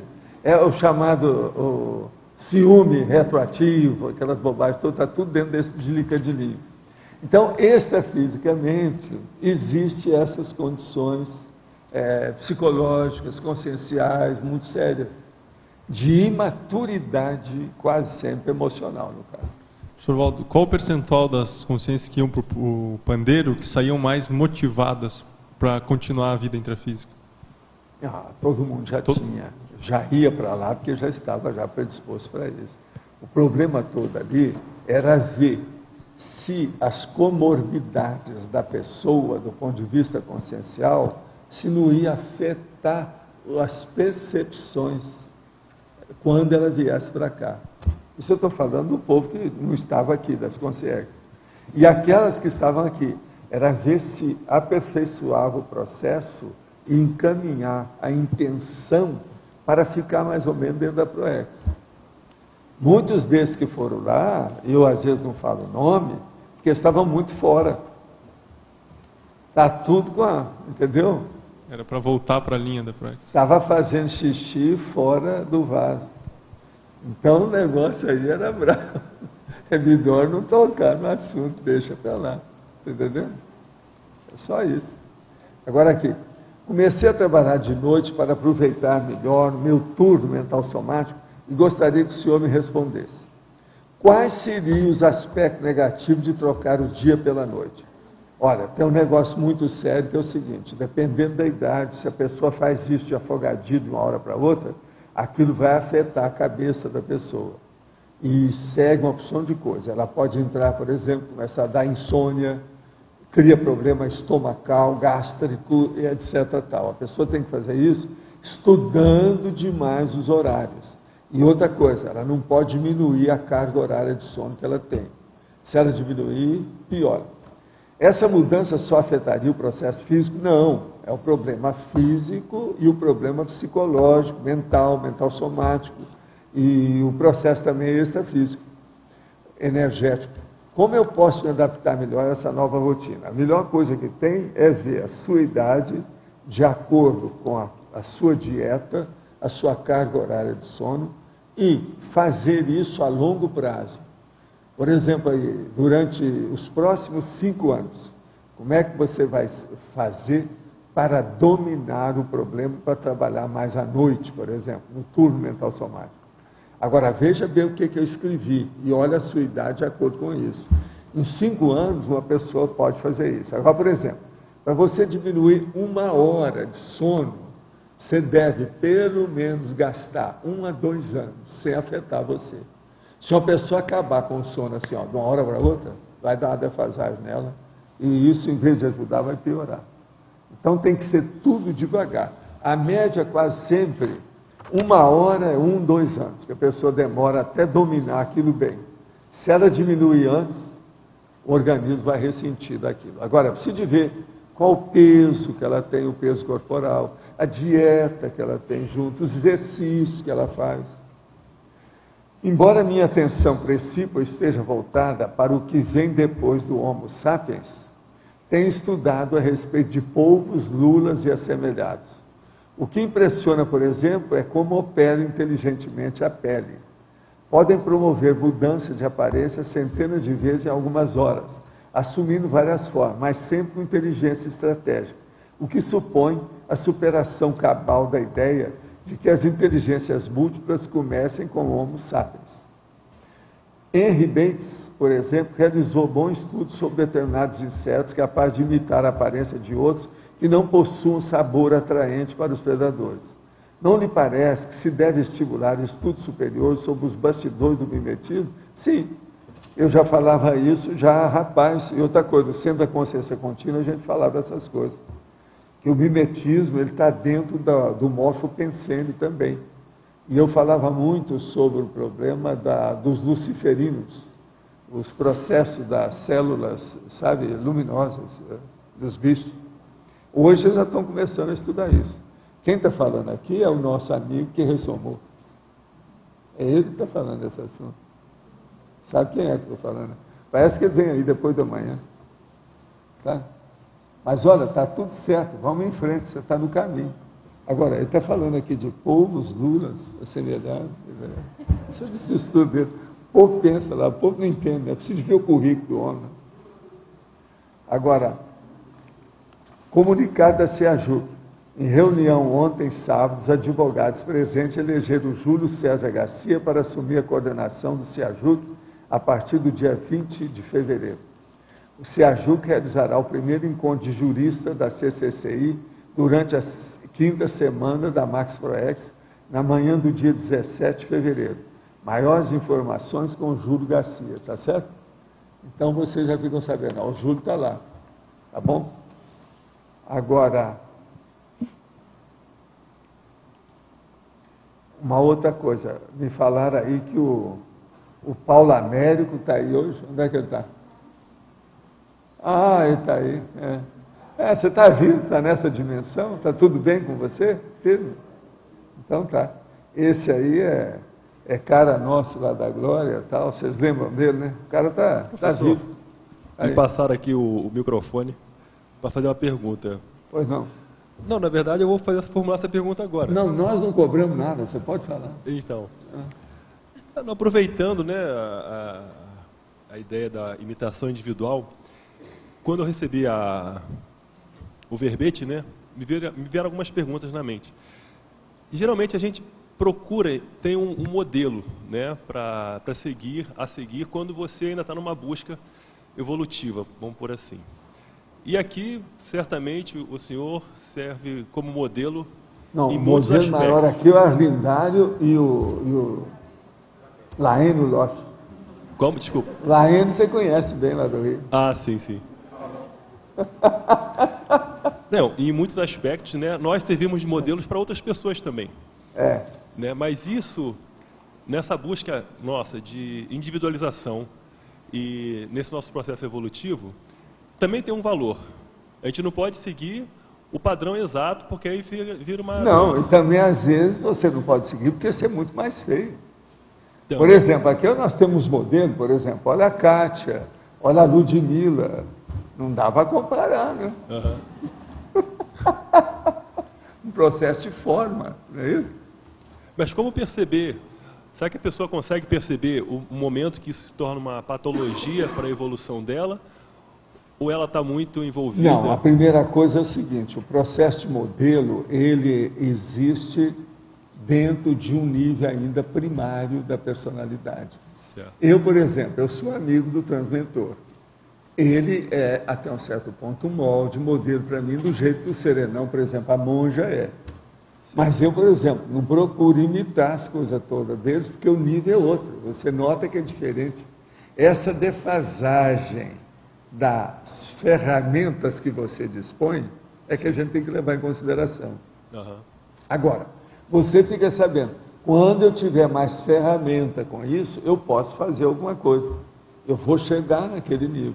Então, você procura entender essa condição. É igualzinho, por exemplo, uma pessoa que está começando a dançar e que quer imitar a primeira dançarina do balé. Ela ainda não consegue, mas ela pelo menos segue, já vê o que é, vê os moldes, o jeito, como é que é o jeito. Você está entendendo? Certo. Então, isso de molde, de modelo, realmente existe. Mas é preciso saber se tem inteligência na imitação que está sendo feita. Por exemplo, esses caras que imitam o nosso amigo lá, é de morte, né? É difícil, tem alguns que são de morte. Por exemplo, nos Estados Unidos, eu vi mulher imitando Elvis Presley. Mulher. E toda arrumadinha.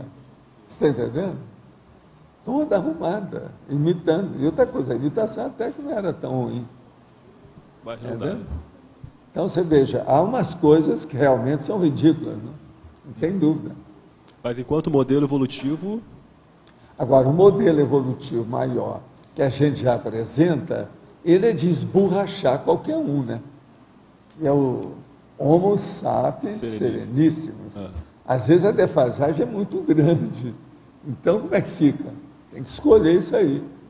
Agora, aqui nós temos, tem o Arlindário, tem o Loche, tem nosso povo aí, tudo sério de modelo. Também está de modelo. Muitos modelos aqui sérios. Certo. Tá certo? Tá ok. Professor. Obrigado. Agora, é uma satisfação te ver aqui, tá certo? Igualmente. É a primeira vez que você vem aqui, né? Você não conhecia o... Não, aqui não. Pois é. Tá bom. Ainda é tempo. Não. Vê se vocês tomam conta dele aí, ó, o homem. Tá?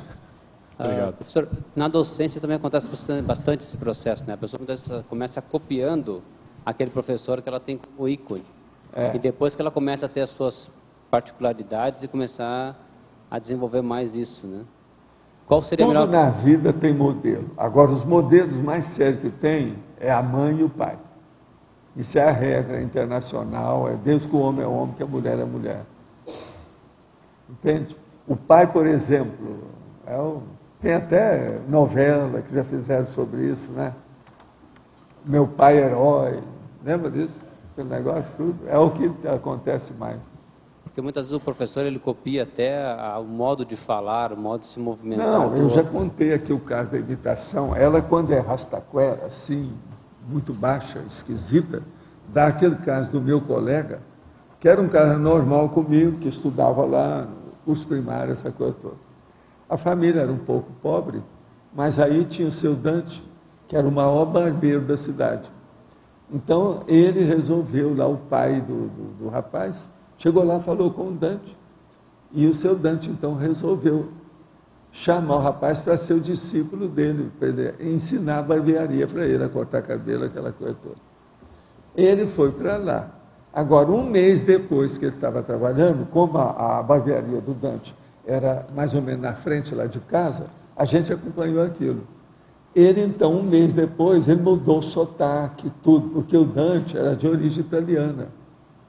Então, ele começou a falar com o sotaque do Dante, as imitações do Dante, porque tinha que cortar o cabelo na mesma posição que ele mandava. Então, aquilo ele falava também as mesmas coisas. Lá pela Santa, ninguém suportava o rapaz mais. Foi preciso dar um jeito dele, contar umas verdades. O povo mesmo, os adultos, né? Tomaram, que ele virou Dantinho. Você está entendendo? Não, é o Dantinho. Acabou. A personalidade sumiu. Agora, o rapaz era bom de imitação. O sotaque era perfeito, o seu Dante. Ele era muito carregado, o sotaque do homem. Sabe, o pai? E a gente sabia pelo seguinte, dava para comparar, porque o seu Dante tinha o filho dele, que já era um rapagão, muito mais de idade, e que não tinha aquele sotaque. Só o pai que falava daquele jeito, porque o pai era italiano mesmo, puro. O filho já era oriundi, já veio para cá e tal. Agora, para o professor orientador, qual seria a profilaxia que ele poderia estar fazendo para evitar... Ele tem alguma coisa que ele possa fazer? O problema é o seguinte, imitação vale até um certo nível, mas o desconfiômetro da pessoa é que deve resolver isso. Ela tem que ter um desconfiômetro para não ficar uma coisa reles, baixa, suja, boba, ridícula. Então, isso é a pessoa que tem que ver, né? O caminho que ela segue, como é que faz. Eu, por exemplo, lá no Instituto, teve uma época que foi preciso eu falar umas verdades para o povo. E eu falei mais, foi para a turma que era mais jovem, alguns até do Grindex, etc. Eu falei com eles, ó, vocês estão querendo me imitar minhas coisas em tudo, mas tem certas coisas que eu falo que a minha idade permite falar. Vocês são muito jovens, vocês têm que esperar mais, ter vivência, ter saída para isso, ter jogo de cintura que vocês ainda não têm para falar. Não me imita nisso, porque senão vai ficar ruim. Você sabe que eu posso falar certas coisas, pelo meu modo de falar, que aquilo não vai ofender, não vai criar problema, não vai ser visto como uma ilicitude, um crime. Tem certa pessoa que, se for falar aquilo, eles vão apedrejá-la na hora. Então, tudo depende da força presencial, a vivência da pessoa, entende? A experiência que ela tem dentro daquele assunto, como é que é. E outra coisa, a paradiplomacia, o jogo de cintura, né? Dentro do assunto. Entende? Eu posso falar certas coisas cabeludérrimas. Uma pessoa não pode chegar nem 1 centímetro disso, nem 1 milímetro, que vai criar problema para ela. Então, tudo é um problema de esperar a vez. O seu dia chegará, é o que eu falava com ele. Ó. Seu dia vai chegar, calma, vai lá. Você vai dominar isso tudo aí com o tempo. É que às vezes é uma imitação superficial, mais da forma da outra pessoa, mas eu acho que é interessante olhar também, eu considero mais avançado. Não, o conteúdo é que manda. O conteúdo. É a substância da vida da pessoa. Agora, eu chamo isso de verbação. É verbação, é coerência. Se a pessoa tem verbação, a força presencial dela fica até secundária. Você está entendendo? O olo pensene dela é superior à força presencial. Às vezes a pessoa quer ser... entende? Olo pensene, força presencial, conteúdo. Se a substância da personalidade dela, ela já vivenciou aquilo não está só na força presencial. Entende? O problema já pegou o olo pensene dela, é o clima inteiro. Não é a pessoa, é a atmosfera de vida. Isso é o conteúdo. A gente fala bastante no PAI a questão do estudo, a importância da pessoa ter ido mais profundamente na pesquisa de algum autor, por exemplo, que ela vai criticar. Porque às vezes a gente vê mesmo o professor, por exemplo, chega na sala de aula e comenta, o Hitler isso, o outro filósofo aquilo, mas ela não leu nada, não estudou nada, ela ouviu falar. Mas então agora, é bom ela aprofundar o conteúdo. Tudo soa assim, oco. Entendeu? Fica sem conteúdo, sem essência. Agora, isso é muito fácil, porque essas coisas aparecem logo, né? Não dá para fingir certas coisas, aparece logo. Então, isso aí até é fácil. Agora, o que é duro é quando a pessoa adquire algum poder, seja econômico, financeiro, alguma coisa assim, social, e ela ainda não tem estofo. O nome aí, no caso, seria estofo. A ficha dela ainda é fraca. Aí dá pena, né, da situação. Ou se não, quando a pessoa é mesmo da gandaia e quer parecer santa. É o caso lá do governador lá de Brasília, ele falando, dá uma pena. Você vê a disfarçatez, a cara de pau, isso que chama de caradurismo. Olha aí as declarações do homem. Vocês vão estudar o que é caradurismo. Agora, um dos lugares melhores que tem para isso, que foi onde eu também aprendi alguma coisa, é no júri. Na sala do júri, de julgamento. Você vê um defende o Estado, o outro defende o réu. Então, essas manifestações que tem. Nesse caso aí, essas séries americanas, às vezes, tem uma ou outra cena interessante sobre isso. Mas ali, a gente vê as personalidades dos advogados. É a pessoa que está advogando. Isso é muito sério. Você vê direitinho a pessoa furada e a pessoa recheada. Aquela que tem personalidade e aquela que não tem. Uma outra coisa, o canal da Câmara, o canal do Senado, esses canais de televisão, eles mostram também as personalidades. A oquidão, como é que a pessoa é oca, e a outra, como é que ela é recheada. Uma pessoa que tem personalidade, a hora que fala, aquilo você até admite. Já a outra fala, usa literatura, usa tudo quanto é imagem, metáfora, aparentemente uma beleza, mas não pega nada. Uma das coisas mais sérias que tem desses livros todos que eu já vi, esse livro do Dreyfus, o caso Dreyfus, eles falam lá, e eles descrevem assim, em poucas linhas, cada personalidade daquilo que falou, porque foi muito julgamento, muita coisa, muita comissão, entende? Muito entrevero intelectual e jurista. Lá é impressionante a descrição dos caras. O cara que foi ficando doente, o outro que ficou velho, o outro que ficou humilhado, o outro... Eles colocam tudo, e o francês escreve muito bem, né? Descreve a personalidade ali, nítida, do assunto. É impressionante o livro sobre isso. O estudo da psicologia do jurista e do júri, entendeu? Impressionante. Agora, você entendeu isso aí, né? Agora, o que eu vejo é o seguinte, nós temos que sempre pensar na verbaciologia. Isso aí é que é o assunto mais sério. Eu mesmo vou trazer verbetes novos aí sobre esse assunto, de novo, para falar sobre isso, porque eu já escrevi sobre verbaciologia, mas agora eu vou falar mesmo sobre o processo do verbacionista, propriamente dito. Entende? Agora aqui, você foi para o Rio em 66 e eu cheguei em 67. Eu morava em Copacabana, na Rodolfo Dantas, e o seu consultório era na Figueiredo Magalhães. num prédio que eu frequentava para ir ao dentista. Por que não foi possível nós nos encontrarmos nesse período? Eu não sei, eu só sei que eu trabalhava demais, era gente demais. Eu passei todo aquele povão que tinha de Uberaba num nível melhor para a classe A e B, lá para Copacabana, naquela ocasião. Era uma loucura o meu trabalho. Esse é o motivo que eu estava lá só 4 dias na semana, porque eu não era besta, não queria me dar infarto de novo. Eu estava lá só segunda e terça, quinta e sexta. Quarta-feira eu ia jogar golfe lá na Gávea, com o povo que vinha dos Estados Unidos, etc. Tal. Agora, nós nos encontramos quando a gente estava lá no Centro da Consciência Contínua, que você apareceu lá em casa, eu lembro direitinho. Quem está falando é a Mala. Agora, ó, tem várias dessas antigas que ia lá a Copacabana, passava lá onde eu estava e não chegava lá em Ipanema.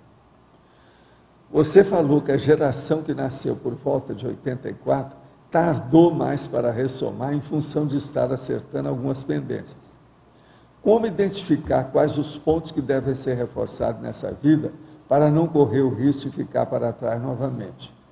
Minhas amizades, desde que cheguei na Conscienciologia até hoje, sempre foram mais velhas do que eu, mesmo eles sendo praticantes da INVEX.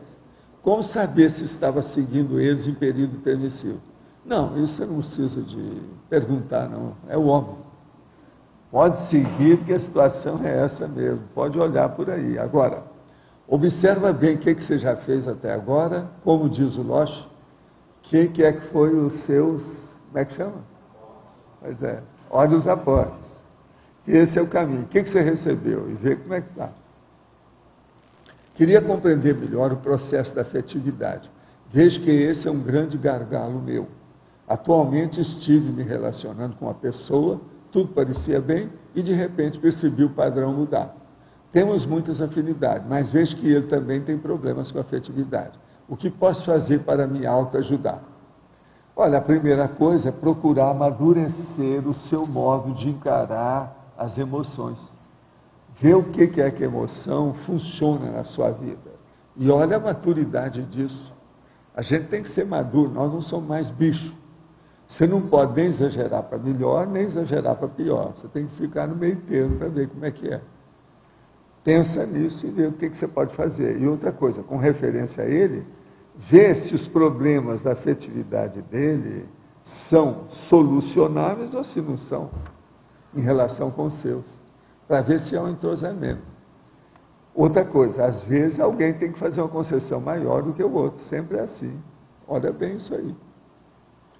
Fui casado por 5 anos e separei-me há 1 ano e meio. Motivo: a ex-esposa não aceitava a Conscienciologia e não me permitiu o estudo de forma alguma, além de sofrer agressões por parte dela. Tenho uma filha de 2 anos que me ama muito, resido junto com a mãe, mas que não aceita a mesma. Ajudo-a de todas as formas possíveis, inclusive financeiramente. Porém, a mãe quer me punir insistentemente, de qualquer forma, a todo momento. O que posso fazer para melhorar a situação? Qualquer informação será muito bem-vinda. Isso aqui são as coisas difíceis, né? Como é que você vai entrar numa coisa dessa? Vou falar o quê? Vou virar para ele. Vira serenão até amanhã. Aí você vai arrumar tudo. Valdo, hoje saiu até recentemente uma matéria de muitos pais que se separaram e o pai que fica com a guarda da criança fica colocando a criança contra o outro. Né?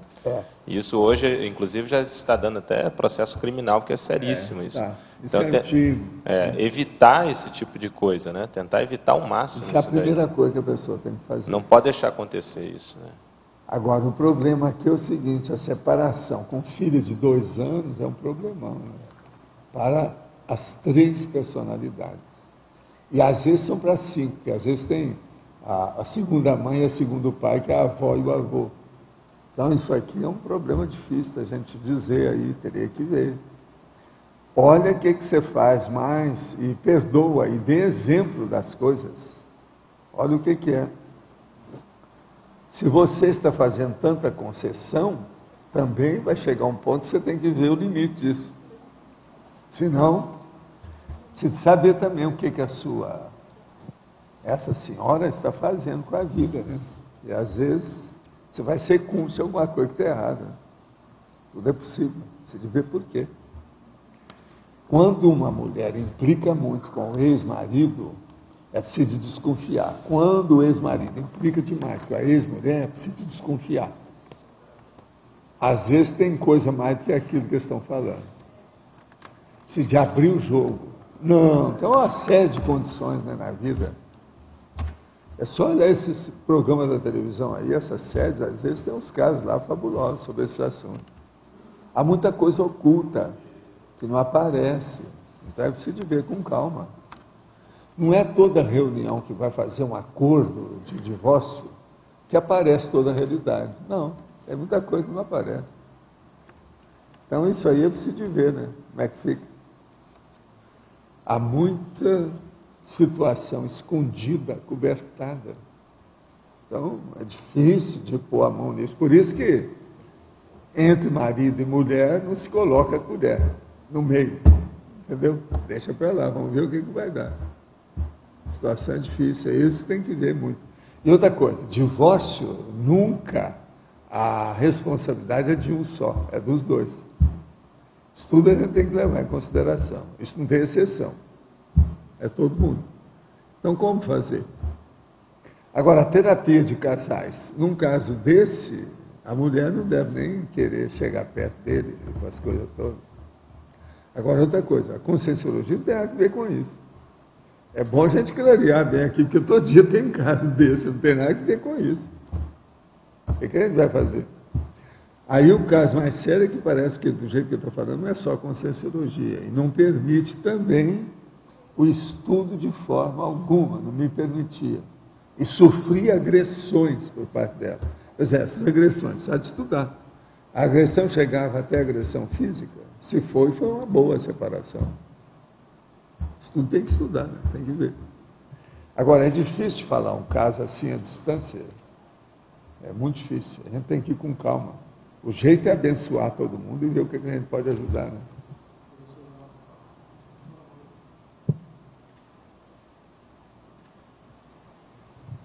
Tem um caso. Eu tenho um caso desde aí com um colega meu que a companheira dele também com filha, que chegava a ocorrer o momento que ele tentava praticar a TENEPS e ela fazia questão de entrar no ambiente para atrapalhar. E daí ele acabou divorciando também e ficou filha. Exatamente isso. E daí tentando fazer assistência. Foi você que falou que hoje você estaria aqui, foi isso? Você escreveu para cá, sim. Né? Está tudo bem com você? Tudo ótimo. Você pode fazer essa pergunta, que agora não precisa de usar papel, nem pode falar direto daí, que nós estamos aqui. Tá bom? Ele tem feito muitas perguntas aqui, ultimamente. Nos próximos dias aí eu vou estar analisando aqui, eu vou fazer algumas perguntas. Você mora em Curitiba, né? Moro na região metropolitana de Curitiba, Campina Grande do Sul. Uhum. Mas daí eu faço voluntariado lá no Centro Educacional de Curitiba. Lá no discernimento. Lá no Muito bom. Tá bom. Só para completar, eles estão chamando isso hoje, da questão da criança que a mãe colocou contra o pai, ou o contrário, de síndrome da alienação parental. Tá? Esse é o termo que eles estão chamando, de colocar isso. Para quem tiver interesse, saiu uma matéria na época de 23 de julho deste ano. Tá? Aqui outra pergunta. Qual o critério mais significativo para identificar uma consciência na infância que fez curso intermissivo? Existe alguma tendência de característica para a ressoma, como local geográfico, classe social, etc.? Não. Isso aí não adianta ver essas partes suas, não. O negócio é ver o que é o curso intermissivo, como é que é. E examinar lá, que nós já mostramos aqui. Deixa eu ver aqui se está, para falar mais uma vez.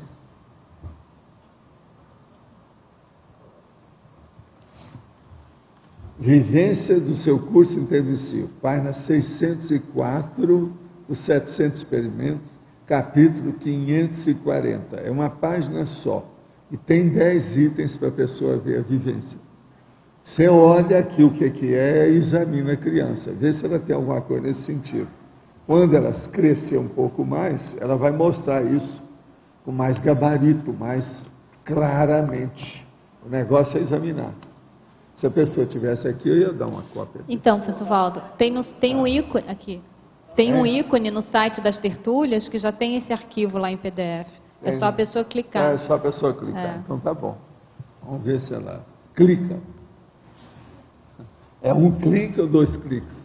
Se te falar. Agora aqui. Houve um período da minha adolescência, entre 63 e 64, que durante várias noites não consecutivas sonhava estar em um determinado lugar parecido com uma biblioteca onde lia um livro volumoso. Ao acordar de manhã, ainda conseguia lembrar de alguns trechos lidos durante o sonho, os quais relatava para meu pai. Recordo ele dizer que não reconhecia aquele tema, mas que parecia ser filosofia. Infelizmente, nunca fiz quaisquer anotações. Será que naquela época eu acessava no extrafísico a conscienciologia? Não, às vezes pode ter sido, mas o problema é todo o seguinte. Você estudou filosofia? O problema todo é esse, né? Se o negócio era assim, se aquilo era de filosofia, é o caso de ver. Estuda filosofia. Na época do lançamento do Projeciologia, o professor fez alguma apresentação na Biblioteca Central de Belo Horizonte?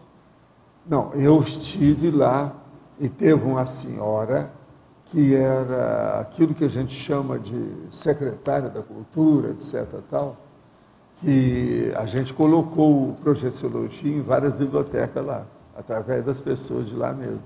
E eu fiz uma apresentação do livro em Belo Horizonte, sim, na ocasião. Isso foi em 86, por aí. Houve alguma coisa nesse sentido, sim. Outra coisa, tem biblioteca aí lá que tem a primeira edição que a gente deu. Isso eu tenho certeza. A maior parte das bibliotecas do Brasil, as grandes, toda biblioteca que em 86 tinha mais de 8.000 volumes, nós mandamos um exemplar. Só uma que mandou de volta o meu livro. Eu achei que são os mais elitistas que tem no Brasil. Sabe qual é? A Casa de Rui Barbosa. Eu acho que é de vomitar essa casa. Foi a única de toda organização universitária do Brasil que mandou o livro de volta. E eles falaram lá que parece que tem uma espécie assim de, sabe, uma fórmula de resposta. O meu entrou dentro daquela fórmula, que não dizia respeito às coisas lá do Rui Barbosa, direito e outras coisas mais. Entendeu? Eles devolveram o livro. Eu nunca pude esquecer, porque foi a única. Eu não esperava isso.